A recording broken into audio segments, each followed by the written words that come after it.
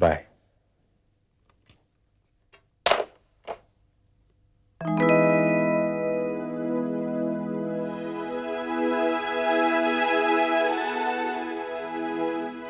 तुम अभी तक गई क्यों नहीं? अगर चली जाती तो अपने भाईजान का वो रूप कैसे देख पाती, जिसे देखने के लिए हम सब तरस रहे हैं।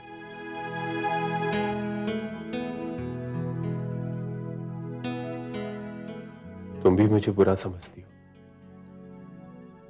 बुरा नहीं भाईजान, बहुत दूर समझती हूँ।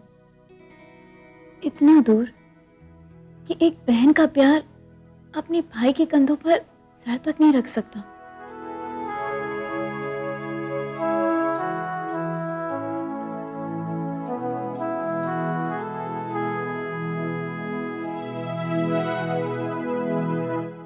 श्रीकांत जी, आप तो अच्छी तरह जानते हैं, जब एक बाप के घर से उसकी बेटी की डोली उठ जाती है तो उसके साथ साथ उसे यह भी एहसास होने लगता है कि आज वो ससुर बना है, कल वो नाना बन जाएगा। बिल्कुल ठीक कहा तुमने मोहन। जब मेरे नानू और शिखर पैदा हुए थे ना, तो मुझे यह महसूस होता था कि मेरा अपना बचपना लौट आया है, जो मैं सालों पीछे छोड़ आया हूं। मैं उनके साथ बच्चों की तरह खेलता था। वो मेरे सर पे, कंधे पे, पीठ पे कोई बाल खींचते थे और मुझे बड़ा आनंद आता था। अब मेरा भी यही हाल होने वाला है। बस श्रीकांत जी, अब तो भगवान से यही प्रार्थना है कि संध्या बेटी अपने घर को इतना प्यार दे कि उसे स्वर्ग से भी ज्यादा खूबसूरत और सुंदर बना दे। क्यों नहीं बनाएगी? अच्छे माँ बाप से अच्छे संस्कार ही तो मिले हैं उसको। Thank you, thank you. लीजिए चाय पीजिए, ठंडी हो गई सारी। भाई वाह, श्रीकांत जी आप हमसे पहले यहाँ पहुंच गए। आजा पुत्र आजा। हम तुझे भी मिस कर रहे थे। मुझे भी, यानी भी का इनका मतलब है कि अनवर मियाँ कहाँ रह गए? वो अनवर मियाँ यार अपनी वो वीडियो की शूटिंग वूटिंग में बिजी है किसी में। ओके। वो मैं तो ये देखने आया था कि संध्या बेटी की शादी के बाद तुझ में कोई चेंज वेंज आई है या वैसे की वैसी रोनी सूरत है? तुझे क्या लगता है? ओए लॉन्ग कट की शॉर्टकट बात यह है कि मुझे तो तू 100% चेंज लग रहा है। और यार फिर वही शॉर्टकट लॉन्ग कट शॉर्टकट। कहने दीजिए श्रीकांत जी, आप तो अच्छी तरह जानते हैं कि आपके अनवर भाई और संधू के शॉर्टकट की वजह से ही मेरे दुखों का शॉर्टकट हुआ है और आज मैं इतना खुश हूं। और तू तो यार कुछ ज्यादा ही हैप्पी लग रहा है। खैर अच्छी बात है, वरना अब तक तो तेरी हरकतों से यह लगता था कि तेरी जिंदगी में सिर्फ लॉन्ग कट ही है। मोने यार तू ये बता कि संध्या के ससुराल वाले शादी के अरेंजमेंट से खुश तो थे? देख संधू, आप लोगों ने अपनी तरफ से कोई कसर नहीं छोड़ी थी। रही बात उन लोगों की, उनका तो पता नहीं। हाँ, इतना विश्वास जरूर है कि हमारे आकाश को कोई शिकायत नहीं हुई। उस दिन के बाद उस आदमी ने कभी अपनी औरत से ये नहीं कहा कि मेरे पैर दबाओ। छी, कैसी औरत थी जिसने एक मक्खी मारने के लिए अपने पति की टांग तोड़ दी। भगवान जोक है। पापा, ये मैंने आप सबके लिए खीर बनाई है। पर संध्या, तुम्हें किसने कहा था आज पहले ही दिन रसोई में जाने के लिए? भाई हमने तो नहीं कहा, खुद ही गई थी अपनी मर्जी से रसोई में। जी हाँ मम्मी, मुझे किसी ने नहीं कहा, मैं खुद अपनी मर्जी से गई थी। अरे भाई ये बातें खीर खाते खाते भी तो हो सकती है ना। क्यों नहीं, आपको तो बस मीठा दिखना चाहिए, मौका मिलना चाहिए आपको। लेकिन बहू, तुमने खीर ही क्यों बनाई? खाना बनाने के लिए तो तुम आई नहीं। जी वो आकाश ने मना कर दिया होगा। क्या लजीज खीर बनी है। कितने सालों बाद इस घर में इतनी अच्छी खीर बनी है। थैंक यू पापा। मुझे मम्मी ने पहले ही कहा था कि पहले दिन जाकर कोई मीठा जरूर बनाना, ताकि उसकी मिठास हमेशा कायम रहे। वैसे मैं सुबह चाय भी बनाना चाहती थी, लेकिन दरअसल मेरी नींद नहीं खुली, तो मैंने सोचा। बिल्कुल ठीक सोचा बेटा, वाकई में खीर बहुत अच्छी बनी है। हाँ हाँ, अच्छी क्यों नहीं होगी, छोटी बहुरानी ने जो बनाई है। वैसे आकाश नजर नहीं आ रहा है कहीं। सुबह उठा, नाश्ता किया, सो गया। दोपहर का उठा, खाना खाया, सो गया। ये भी कोई बात हुई भला? मैं पापा उनको खीर देकर आता हूँ। जाओ बेटा जाओ। हाँ बेटा, खीर दे दो और चाय बना लेना। जी। चाय बड़ी बहू बना लेगी मालती। क्यों? चाय में भी तो मिठास होती है, उससे भी तो मिठास फैलेगी घर में। सरिता, इसकी शादी हुए सिर्फ 1 दिन हुआ है, इसे थोड़ा आराम तो करने दो। कोई बात नहीं पापा, ये तो बहुत अच्छी बात है कि मुझे पहले दिन से ही इस घर का सदस्य मान लिया गया है। और मैं ये बिल्कुल नहीं चाहती कि कोई भी मुझे इस घर में मेहमान समझे। मैं खीर दे के आती हूँ पापा। जीती रहो बेटी।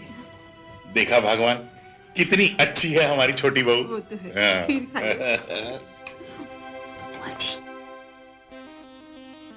आपकी छोटी काफी समझदार है। अरे तुझे अपनी बुआ पर विश्वास है ना, उसकी समझदारी पे यकीन है ना, तो बस यकीन रख।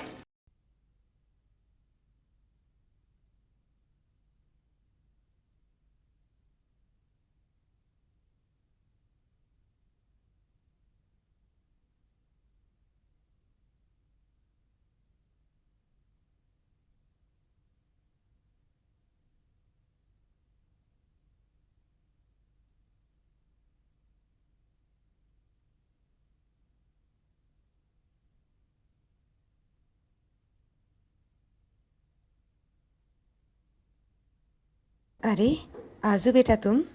जी अम्मी, आज मैंने खुदा से कुछ और भी मांगा होता तो मुझे मिल जाता, मगर मैं और क्या मांगती, वही मांगा जो मुझे चाहिए, मेरे बेटे की खुशियाँ और उसकी खुशी की सूरत में उसकी आरज़ू, हमारी आरज़ू। ये तो मेरे अच्छे नसीब हैं जो मुझे ऐसा घर मिल रहा है जहाँ एक माँ है जिसकी ममता मुझे मिलेगी। ज़रूर मिलेगी बेटा। तुम जब यहाँ आओगी तो तुम्हें ऐसा लगेगा कि तुमने सिर्फ मकान बदला है, घर नहीं। यहाँ वही सब रिश्ते, वही सब प्यार तुम पाओगी जो तुम्हें मिलता रहा है। शुक्रिया अम्मी, मुझे इस बात की पूरी उम्मीद है कि मुझे यहाँ अपने घर से ज़्यादा मोहब्बत मिलेगी।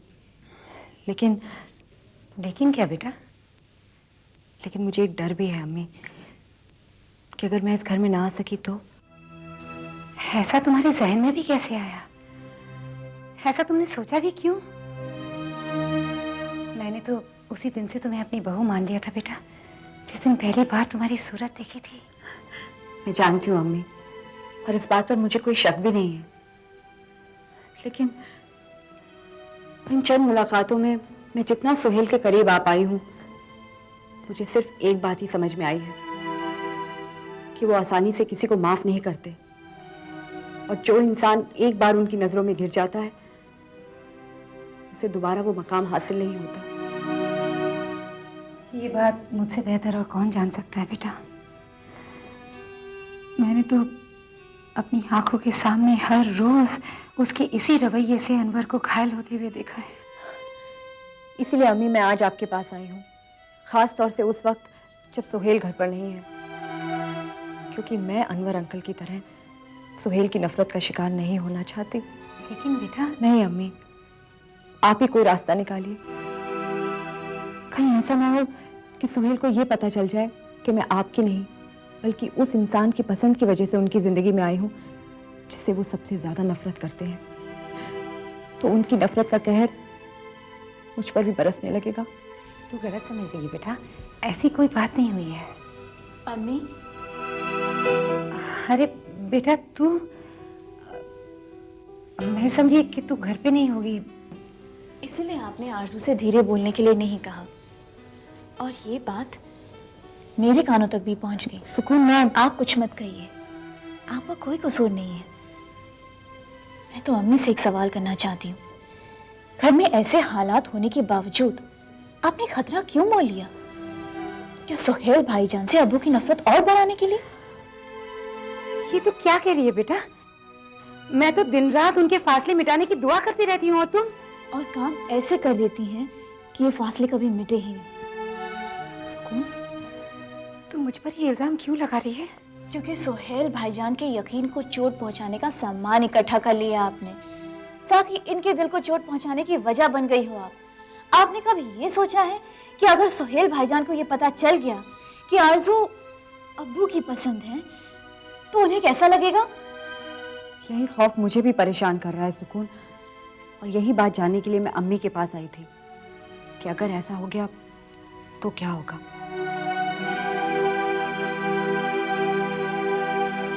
अगर ऐसा हुआ तो क्या होगा, ये तो मैंने भी नहीं सोचा है। अगर सोचा होता तो ये नौबत ही नहीं आने देती। मगर आरजू, क्या अनवर ने तुम्हें पसंद करके कोई गुनाह किया है? क्या तुमने वो सब खूबियां नहीं है? सुकून, क्या आरजू तुम्हारी भाभी बनने की काबिलियत नहीं रखती? मैंने इस बात से कब इनकार किया है अम्मी? तो जब अनवर से मुझे ये मालूमात हुई तो मैंने भी इनकार नहीं किया, क्योंकि मुझे तो इससे फायदे की उम्मीद थी, और मेरी उम्मीद भी गलत नहीं है कि जब एक बाप अपने सौतेले बेटे की झोली खुशियों से भर देता है, और जब उस बेटे को ये पता चलता है कि उसकी तमाम खुशियों के पीछे वही इंसान है जिससे वो हमेशा अपना सौतेला बाप समझता आ रहा है, तो उसकी सारी नफरत मिट जाएगी।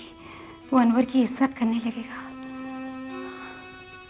अम्मी, मैं आपकी सोच की बहुत इज्जत करती हूँ, लेकिन एक बार सुहेल भाईजान, आरजू भाभी सेटल हो जाएं, उसके बाद अगर भाईजान को पता चले तो वो हो सकता है जो आप सोच रही हैं। लेकिन अगर भाईजान को शादी से पहले सब पता चल गया, फिर क्या होगा, ये सोचा है आपने? हमें इस बात को राज ही रखना होगा, और कोई रास्ता नहीं है बेटा। सुकून, क्या मैं इस बात की उम्मीद तुमसे रख सकती हूँ? इतनी प्यारी भाभीजान खोने वाली तो कोई बदनसीब ही होगी, और मैं वो बदनसीब नहीं बनना चाहती। आप फिक्र मत कीजिए, मैं किसी से कुछ नहीं कहूंगी। थैंक्स सुकून।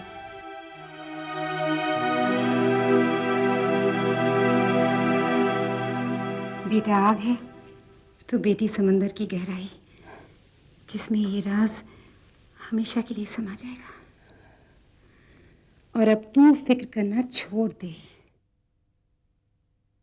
और ये दुआ कर कि ये फिक्र कभी हकीकत में न बदले। आमीन।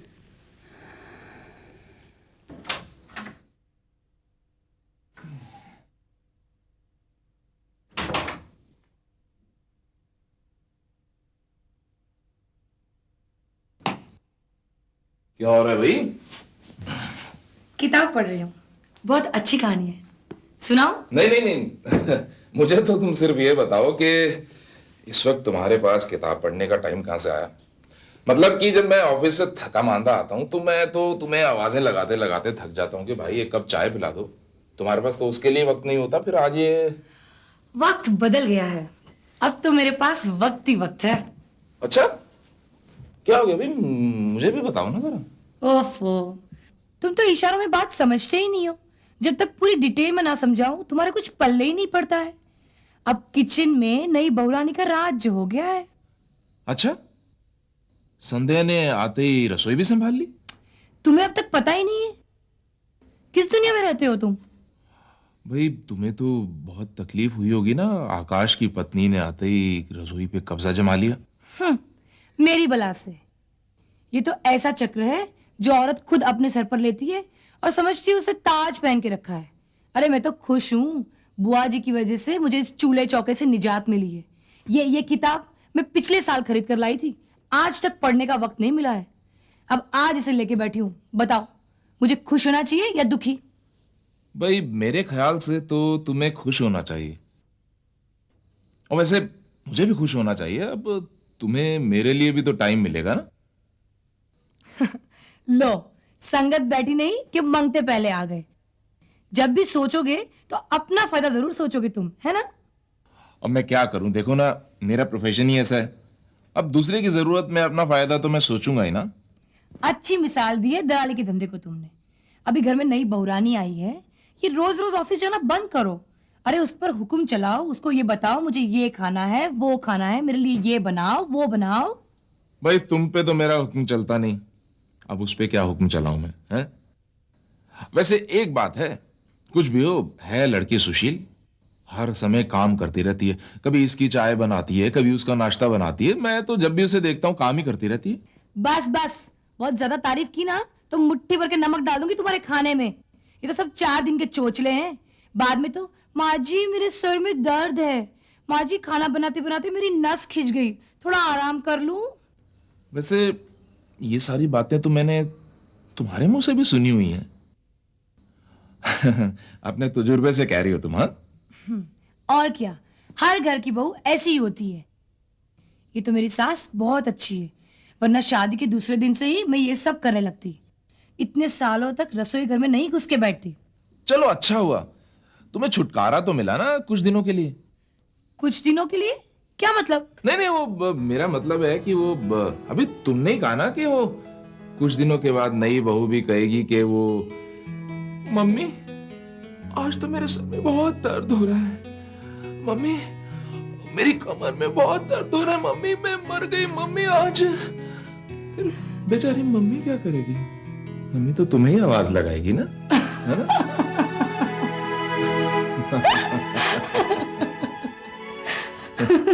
अच्छा मैं हाथ मुंह धो लूं। ओके।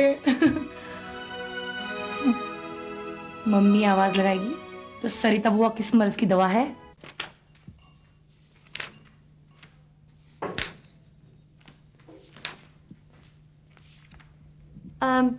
बुआ जी मैं ये कप उठा लूं यहाँ से? उठा ले। जी। क्यों, क्या हुआ? बहू, जिन पैरों को छू के सुबह तू आशीर्वाद लेती है, वही पैर अगर शाम को टेबल पे रखे हुए हैं तो क्या उनकी इज्जत कम हो जाती है? नहीं बुआ जी, इज्जत बिल्कुल कम नहीं होती। बात दरअसल ये है कि मुझे चाय का कप उठाना था और रास्ता नहीं मिल रहा था। वैसे एक बात कहूं बुआ जी? बोलो।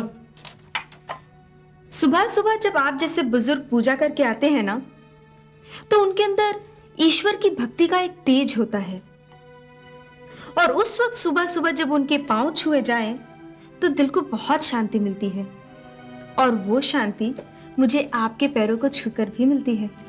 देखो बहू,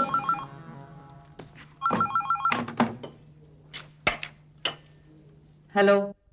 नमस्कार जी, मैं मोहनलाल बोल रहा हूँ, संध्या का पापा। ओहो, बड़ी लंबी उम्र है आपकी। मैं अभी आप ही को याद कर रही थी। आपने मुझे पहचान तो लिया ना? मैं सरिता बोल रही हूँ, आकाश की बुआ। जी नमस्कार। नमस्कार। दरअसल मैं आपकी बेटी से बात कर रही थी। आपकी बेटी ने जब मेरी बात का जवाब दिया ना, तो मुझे आपका ख्याल आया कि मोहनलाल जी ने अपनी बच्ची को कितने अच्छे संस्कार दिए हैं कि पैर छूने के लिए भी उसके पास एक वजह है।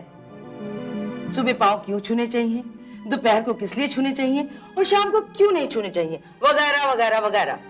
जी, संध्या ने कोई भूल की है? नहीं नहीं, ऐसी कोई बात नहीं है।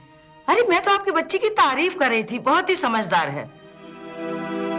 अब बताइए, फोन किस लिए किया आपने? जी दरअसल मैं आप सबको डिनर पे इनवाइट करना चाह रहा था। अच्छा, लेकिन अगर मैं आपकी जगह होती ना तो ऐसा नहीं करती। जी मैं कुछ समझा नहीं। मैं लड़के वालों को फोन पे कभी इनवाइट नहीं करती।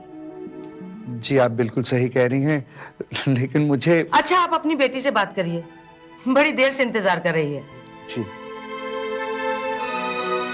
हेलो पापा, कैसे हैं आप? बेटी मेरी छोड़ो, तुम अपनी बताओ, कैसी हो? सब ठीक है ना? हाँ पापा, सब कुछ ठीक है। वैसे एक बात बताऊं पापा, यहाँ आके बिल्कुल ऐसा नहीं लगता कि मैं किसी पराए घर में हूँ। सब मुझे वाकई बहुत प्यार करते हैं। मेरी बेटी है इतनी प्यारी। देखो बेटा, आकाश को भी बता देना कि मैं कल तुम्हारे घर पर आ रहा हूं, तुम्हारे परिवार को डिनर पे इनवाइट करने के लिए। मेरा परिवार पापा? अरे बेटा, अब तो वही तुम्हारा परिवार है ना। ठीक है बेटा, मैं कल आता हूं ये देखने के लिए कि मेरी बेटी बहू के रूप में कैसी लगती है। ओके बेटा, जीती रहो। ओके पापा, यू टेक केयर।